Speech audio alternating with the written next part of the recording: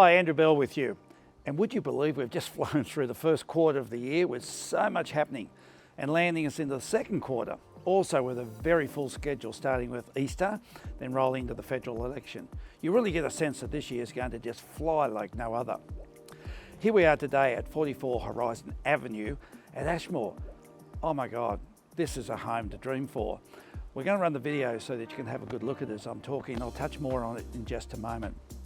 Meanwhile, I've had a lot of questions regarding the impact of the budget on the real estate market.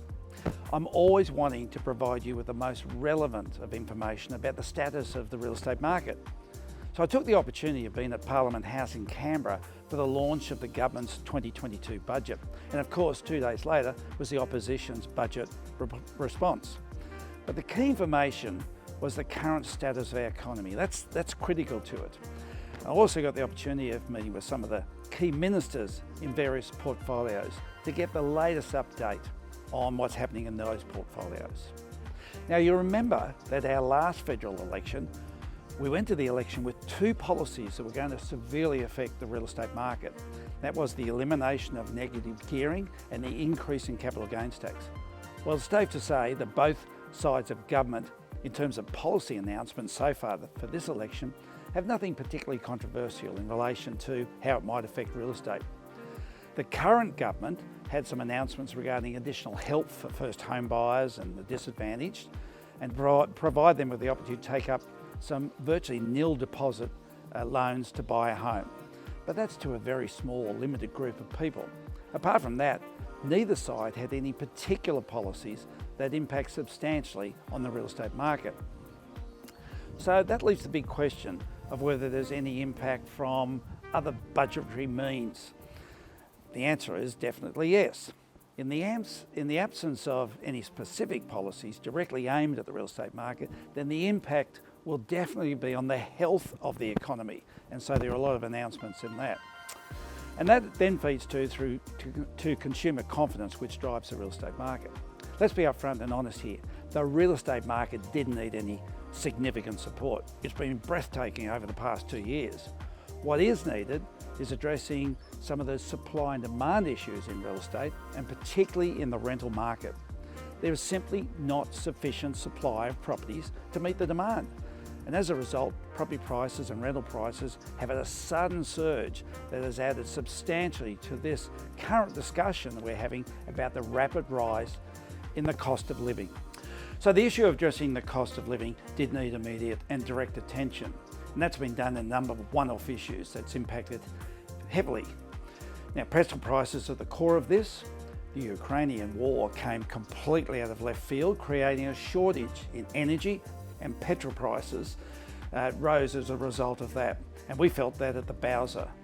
And that, of course, has fed through to every single one of us, and in particularly to the supply chains and to the producers of all the goods that we purchase, up-gone prices.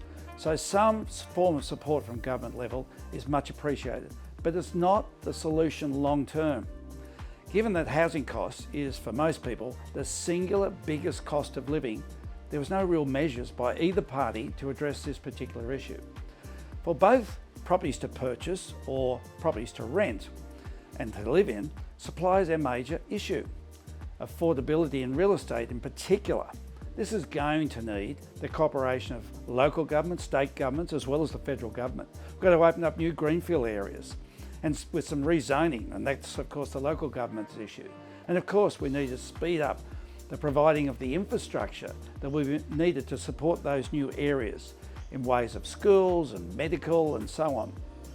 And of course we've got to make sure tenancy laws don't frighten landlords away. So right now, we've actually cottoned on to an American concept that's just starting to run through the UK, and that's called build to rent.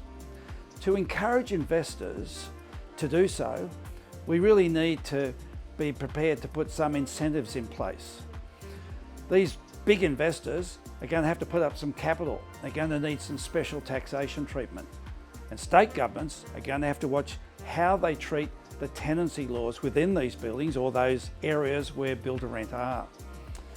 You won't get big investors unless everything's got a green light.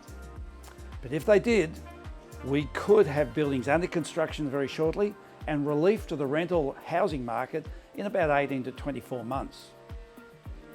Of course, a critical factor to housing affordability going forward is to ensure that interest rates don't rise too high. That will come down to how responsible whatever government is in power is around their budgets. And that's going to need some debt reduction occurring every year. So I could go on with a lot more information, but fundamentally what we had was a pro-growth budget put forward, and that's going to be very good for the real estate market. No negatives to particularly mention, but a lot of work to be done in this housing affordability issue. So for the moment, it's steady as you go in the real estate market. No question there's some softening in prices in many parts of the country, but not visible here on the Gold Coast. And of course that household budget is certainly getting a bit of a whack in some areas because of the substantial rise in prices. So fixed interest rates, we're starting to see those rise at the moment, but variables aren't. And so I think with our strength of our region being so strong at the moment, we can continue to look forward to good strength here on the Gold Coast, whilst it might soften elsewhere. Well, back to here at this beautiful home. It's got a Hampton feel about it, and oh my goodness, it is really one of those very, very special homes. The amount of work and the attention to details are quite incredible. I love the fact that there's a park behind it, about 50 acres worth of park. It's a huge park. It's like being out in the country. And then you've got all of the rear yard area, which is just a beautiful family playground with the pools and outdoor entertaining areas. Into the internal parts of the home, everything you imagine, plenty of bedrooms, lots of privacy, beautifully done right throughout. Features far too many to mention. And then we're here to the front yard now in what is a quite suburban area, a gorgeous setting to live in. I tell you what, you don't get them too often. You've got to come and have a look at this. Details are on screen. We'd love to see you and try and get you here this weekend. Well, I hope to see as many of you as possible tomorrow at our fundraiser for the Surfers Paradise Surf Club. We're holding our 20th odd Business Meets Sports Luncheon at Star Casino. Always a fun day with some of the leading elite sportsmen and elite business people in a separate Q&A session. Sessions that should be fascinating, and plenty of other entertainment which will be on during the course of the day. Which is why this day is regarded as the leading and the most enduring business networking lunch here on the Gold Coast. We'll make sure it delivers plenty of dollars into new rescue equipment on our beachfront to keep our beaches safe for all of our locals and tourists. Also, I have available an interview I did with Australia's leading economist in property, Nerida Cornsby. If you'd like some insights into her forecast moving forward, just reach out by either return email or via the details on screen now, and we'll send you a link for you to view that interview. Well, that's it for this e-News. Wishing you a wonderful Easter with you and your family and friends. Let's try and switch off from politics and all the other dramas of the world at present and enjoy the most important people in our lives. See you in a fortnight's time.